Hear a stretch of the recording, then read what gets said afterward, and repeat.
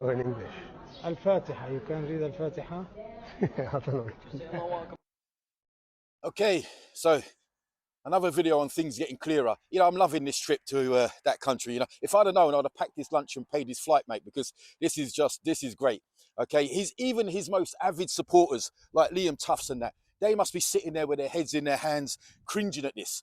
You know, they're probably texting him if they're allowed, of course, because obviously his phone will be heavily monitored out there.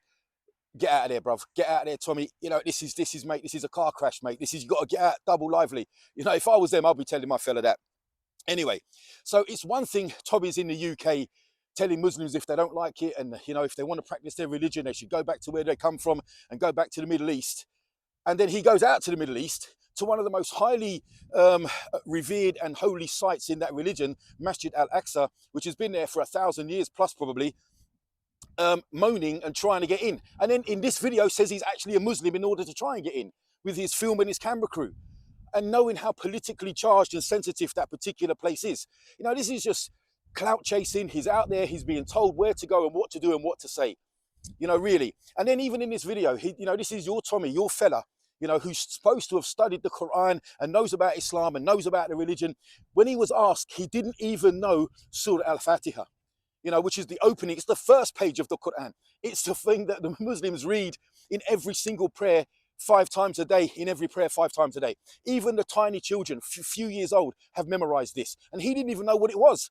Why? Because he's only given by his masters the certain clippets of verses that he should mention and refer to because they're probably talking about battles and wars and things like this. That's it. Guys, look, on top of all of this, if he's still your fella, I'm going to ask you a question. Okay, you're still a supporter of his and you're still, you know, following him. I've got to ask you a question. Him being out there in that country, walking around the streets, trying to interview and argue with random people, what does that have to do with Britain? What does that have to do with this country? I thought he was supposed to be defending the people and the culture and the Christian values of this country. What's he got to do with that there? Oh, come on, people, it's getting clearer and clearer. I'm loving this trip, but I hope he stays there. Hope he emigrates. I hope he lives there. If they'd let him. No, they wouldn't let him, would they? Of course they wouldn't. He's not one of them. Anyway, people, stay educated. Don't be fooled. Stay blessed. Peace.